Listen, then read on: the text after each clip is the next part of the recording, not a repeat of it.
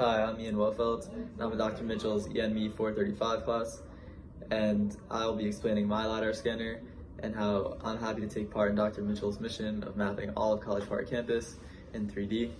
And I'll be explaining the object that I mapped, where I mapped it, how I mapped it, and how I set up my scanner. And yeah. Here's my Lidar scanner in the dark. It looks very cool, but I want to show you the internal components and how it works. So I'm going to turn on the lights. Here's really everything that you need. In red, we have a 3D printed PLA mount that holds a Raspberry Pi, an Arduino, and a laser. The Raspberry Pi's main purpose is to communicate to the Raspberry Pi camera, which is mounted securely over here. And the Raspberry Pi allows me to send in commands to take pictures however I want and when I want. And it also stores data and allows me to manipulate code to manipulate the data on it. And from there, we're powering an Arduino, whose main purpose is to power this laser right here. The laser can be adjusted in terms of its focus, but I have it on its max focus setting right now. And my computer powers the Raspberry Pi, and I send in the commands from my computer because it's connected to a hotspot, the same hotspot that my Raspberry Pi is connected to on my phone, which I'm using right here. This here is my object of choice. I'm not exactly sure what it is. I think it might be some sort of electrical box, but it looks pretty cool. Anyway, my reason for choosing it is because, one, it's in a pretty dimly lit area. You can see from around here, it's pretty dark in this corner here. There are a lot of ambient lights, such as cars driving by currently. There are lights behind me from the apartments behind me. There are lights from down the street and across the street. So there are a lot of potential background noise, but I figured there'd be enough contrast between the box and the laser right here to get some cool images in my HSV. It also happens to be very close to my apartment, so instead of having to travel all the way across campus, it's in a very convenient location, which allows me to come here and take extra scans if I need to and if I have time. So before I get started with my data acquisition, I want to explain how my Lidar scanner works. Lidar scanner uses high intensity light as opposed to radar, which uses lower frequency light that bounces off of things and comes back, and sonar, which typically uses sound. The Lidar works very efficiently and quickly by taking light from the laser, bouncing it off the wall, and heading back to the camera. And it all happens in negligible time. Lidar scanners can be used in a number of applications, usually, almost always, when sensing distance. Sometimes they're used by aircrafts to scan the topology of the ground below if they're trying to map out an area in 3D. They're also sometimes used in self-driving cars to sense the distance of the cars in front of them or the stop signs to know when to slow down and how fast to go. Lidar scanners can't, however, extract light in the form of color, so they can't tell you what color the sign is in front of them that you would need a camera for.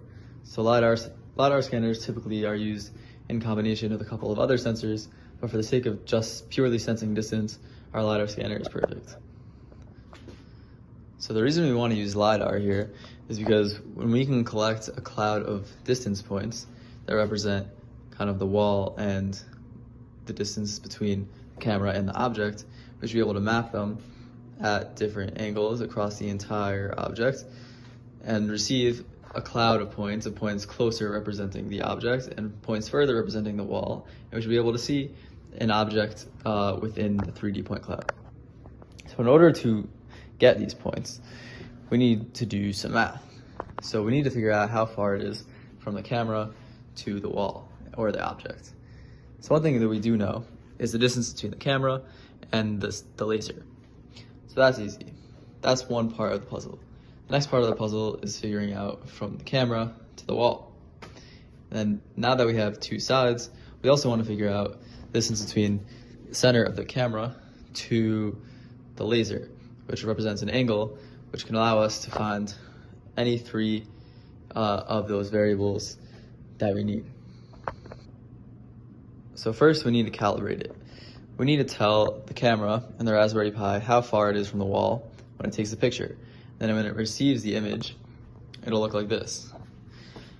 and it'll show a laser that is close or not close to the center of the camera. And there are a certain number of pixels between here and here. And if we know how far it is away from the camera, if we know how far the wall is from the camera, then we know how many radians there are per pixel that come here.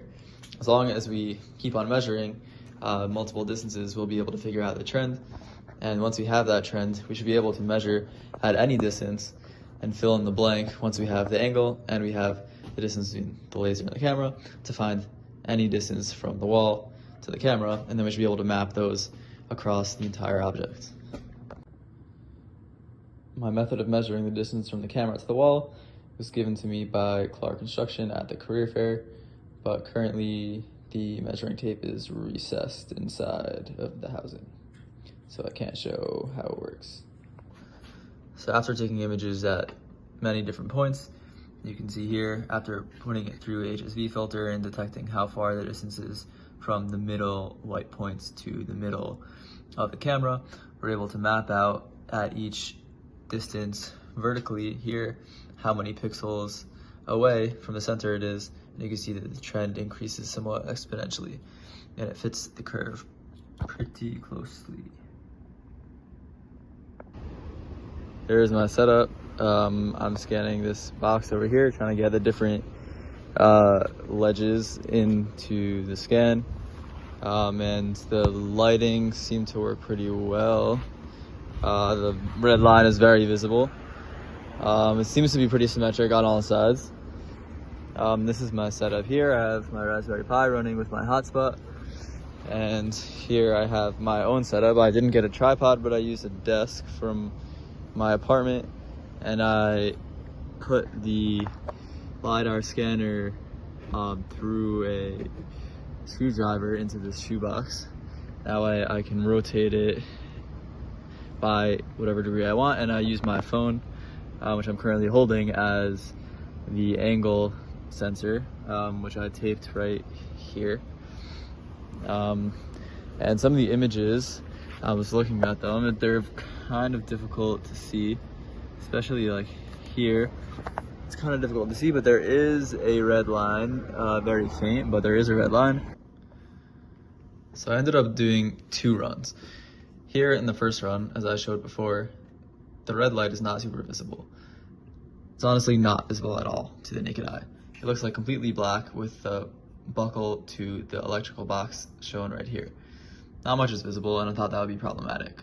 So I did a second run. Here we have a second camera setting where the red line is much more visible.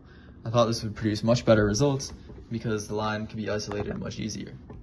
But upon putting it through the HSV, this one ended up being better because this one has no ambient lighting, and I was able to isolate whatever pixels that were very slightly different, which appeared over here, and create a more distinct line than I was able to here.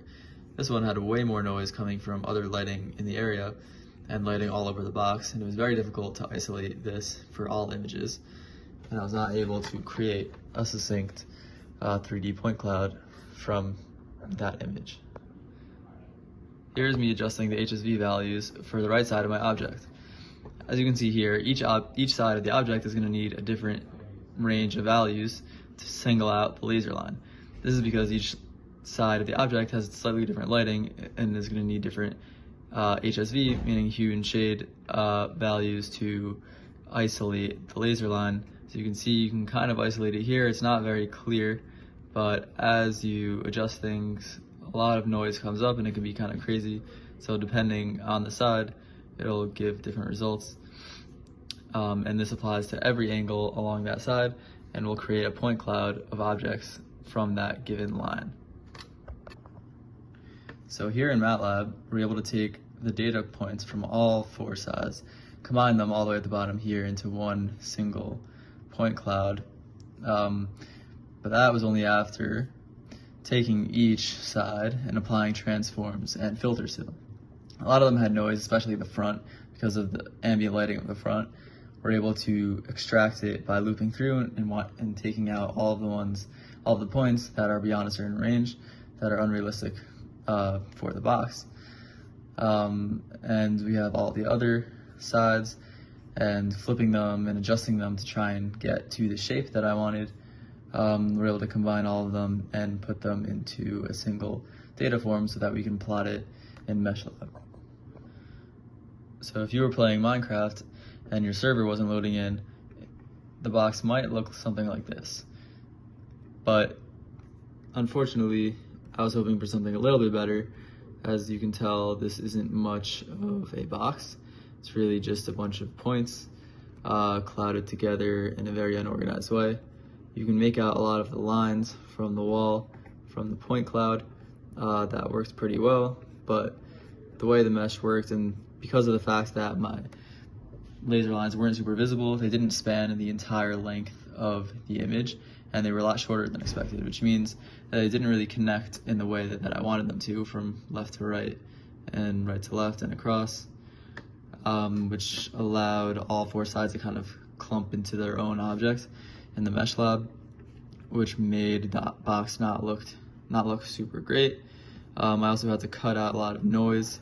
There was a lot of noise in the points, I think having to do with the filtering and the lack of a clear laser image, and a lot of noise from ambient lighting. But otherwise, it's not bad. Thank you for listening, everybody. Have a nice day.